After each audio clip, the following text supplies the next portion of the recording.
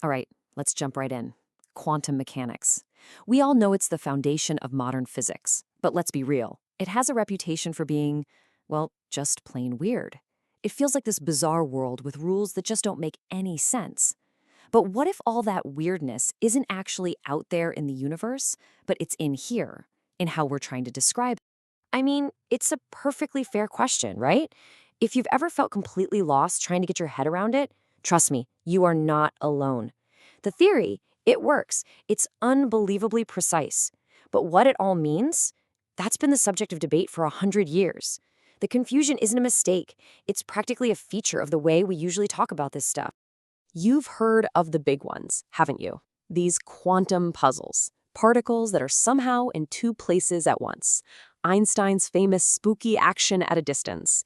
And, of course, the most famous cat in all of physics, Schrödinger's, which is supposedly both alive and dead.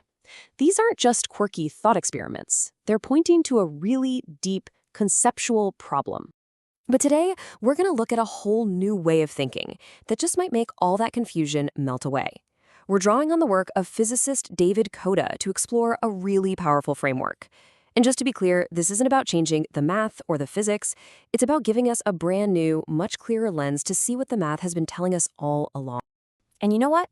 The core idea is actually brilliantly simple. The whole secret is to stop mushing everything together and instead to separate reality into three totally distinct, non-overlapping levels of understanding.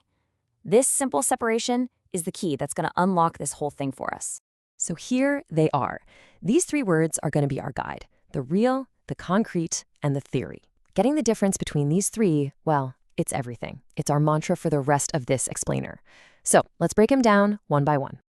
Okay, first up, the real. This is the world as it actually is, the underlying material stuff of the universe, just doing its thing. It's governed by physical laws and interactions, and it happens whether we're looking or not. You know that saying, the map is not the territory? Well, this is the territory. Next, we've got level 2, the concrete. This is where the real leaves a footprint. A concrete event is an irreversible mark that's left behind. Think of a click in a detector or a tiny dot on a photographic plate. It's a stable, physical fact that you can literally point to. It's the evidence, the proof that some interaction actually took place. And finally, that brings us to level 3, the theory. Now, this is our toolkit. It's the math, the equations, that famous quantum state, psi. But, and this is the absolute key, it is not a picture of the real.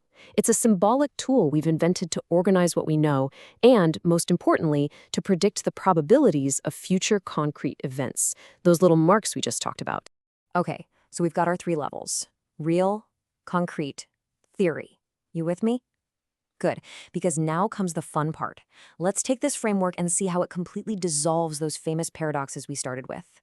First on the chopping block, everyone's favorite thought experiment with a cat. You know the setup. A cat's in a box with a radioactive atom that might or might not trigger a poison. The standard story seems to say that until we open the box, the cat is in some ghostly state of being both alive and dead at the same time. But watch what happens when we apply our framework. Poof, the paradox just vanishes. The whole idea of the cat being both alive and dead comes from confusing our levels. That superposition state, it only exists in our theory on level 3. It's a representation of our uncertainty. Down on level 1, in the real, a material process happens. The atom either decays or it doesn't. A concrete event occurs, and the cat is definitely one or the other, long before we ever decide to open that box. Okay, the cat is sorted. What about that other big one? Entanglement. You've got 2 particles that are linked, and measuring one seems to instantly affect its partner, even if it's light years away. This is Einstein's spooky action at a distance. And again, our framework gives us total clarity here. That spooky action is not some physical, faster-than-light signal. The perfect correlation we see, that's a feature of our theory, of level 3. It's a statistical link they have because they shared a past. When we make a local, concrete measurement on particle A, we're not sending a magic message to particle B. We're just getting new information that lets us update our prediction for B. The connection is in our knowledge, not in some mysterious physical rope tying them together. So this brings up a huge question, doesn't it? If the quantum state isn't a literal photograph of some bizarre, spooky reality, then what on earth is it for? What is quantum theory actually describing? And here's the answer, and it's absolutely crucial. Quantum theory is an incredible, powerful tool. It's a predictive engine. It's a set of rules that lets us turn past information, those concrete marks, into probabilities about future marks. But it is not, and was never meant to be, a literal portrait of the real world. That's the confusion of the map for the territory, and it's where all the trouble starts. Now look, this three-level framework isn't the only game in town. Other interpretations try to solve these puzzles by making some really big claims. The many worlds theory, for example, says the quantum state is real, which means reality has to split into an infinite number of branches every second.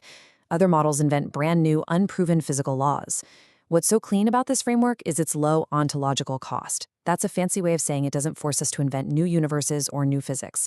It just asks us to think more clearly. And this isn't just some dusty academic debate. This really matters. Adopting this clear-eyed perspective can actually shift how we think about the nature of science itself and our relationship with reality. So let's just nail down the key takeaways here. First, probability isn't reality. It's our best tool for predicting it. Second, all those famous paradoxes, they pop up when we mix up our theories about the world with the world itself. Third, the quantum state is an incredibly powerful summary of what we know, not a direct snapshot of what is. And finally, the real world is all about material interactions leaving behind concrete, irreversible marks. The whole idea is just perfectly summed up in this powerful line from David Coda. The concrete does not reveal the hidden, it inscribes the irreversible. Think about that. A measurement isn't about peeking behind a curtain to see what was there all along. It's the act of an interaction creating a new, irreversible fact in the universe. So I want to leave you with this thought. The next time you hear someone talk about how bizarre and strange the quantum world is, just ask yourself, what if the strangeness isn't out there in reality? What if it's right here, in the gap between our powerful theories and the world they're trying so hard to explain? Maybe the universe isn't so weird after all. Maybe we just need a better way to talk about it.